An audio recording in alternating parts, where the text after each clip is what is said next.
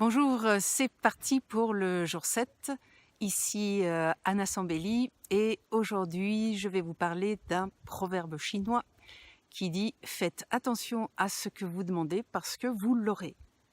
Alors qu'est-ce que ça signifie? Ça signifie que tout ce que vous avez demandé, vous l'avez eu et que tout ce qu'il y a dans votre vie, vous l'avez demandé. Donc vous sentez que si c'est quelque chose de bien, ça va, on veut bien accepter le proverbe chinois. Mais si c'est quelque chose qui ne nous plaît pas, il y a immédiatement la résistance du mental et de l'ego. Alors, qu'est-ce qui se passe? Bien sûr, vous n'avez pas demandé consciemment le manque et la solitude et la souffrance. Par contre, ce que vous avez fait, c'est que vous ne vouliez absolument pas le manque ni la solitude. Et donc, tout ce à quoi on résiste persiste. Au départ, peut-être que l'expérience, elle est faite pour être vécue à 3 semaines, mais comme on n'en veut pas, elle persiste en fait, jusqu'à ce qu'on l'accepte.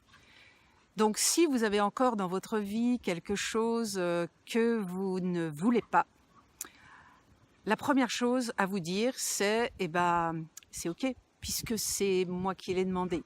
Première chose. Bon, vous voyez, ça demande déjà un travail d'être capable de dire c'est OK parce que c'est moi qui l'ai demandé. Deuxième chose, puisque vous avez demandé ça et que vous ne l'avez pas demandé consciemment, comment avez-vous fait pour le demander? Vous avez résisté. Quand vous avez vécu cette expérience de manque, de solitude ou de souffrance, vous avez résisté et vous continuez à résister. Si c'est encore dans votre vie, c'est que ça continue à résister. Vous n'avez pas encore vraiment accepter que ce soit là. Parce que vous vous dites que si vous l'acceptez, c'est comme lui donner le droit de rester là jusqu'à la fin de votre vie. Et c'est pourtant le risque que vous avez à prendre.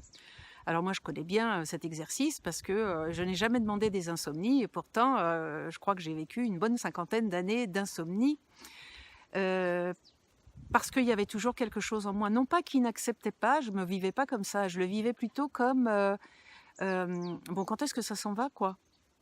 Donc je travaillais pour que ça s'en aille, je faisais du travail sur moi, de la thérapie pour que ça s'en aille. Et donc c'était une façon cachée de résister et de dire j'en veux pas. Quand j'ai commencé à dire c'est OK, ça se trouve c'est jusqu'à la fin de ma vie, les insomnies ont commencé à relâcher un petit peu leur mâchoire serrée. Ça ne veut pas dire que c'est réglé parce que j'ai arrêté de demander à ce que ça se règle. Et donc du coup, voilà, je commence à être beaucoup plus dans l'acceptation.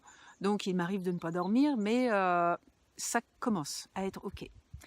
Donc si vous vivez vraiment quelque chose qui vous déplaît fortement, sachez que c'est l'indication que pour le moment, c'est pas accepté. Donc on a aussi envie de dire merci parce que merci de me montrer à quel point j'ai pas été capable d'accepter. Du coup, maintenant, au lieu de vouloir m'en débarrasser, je vais poser des questions à l'intérieur de comment puis-je accepter l'inacceptable. Et si ce que vous avez demandé, vous ne l'avez pas reçu, c'est parce que vous l'avez demandé en ne voulant surtout pas vivre l'inverse. Et donc, du coup, l'univers entend à l'endroit où vous mettez le plus d'énergie et de motivation et d'émotion. Donc, si vous mettez une énergie démentielle à ne jamais vivre le manque ou la solitude, c'est ce qu'il entend. Il voit que manque et solitude sont surlignés dans votre vie, donc c'est ce qu'il vous envoie.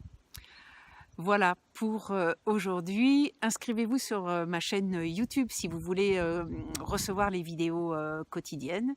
Et puis, je vous souhaite une très bonne journée.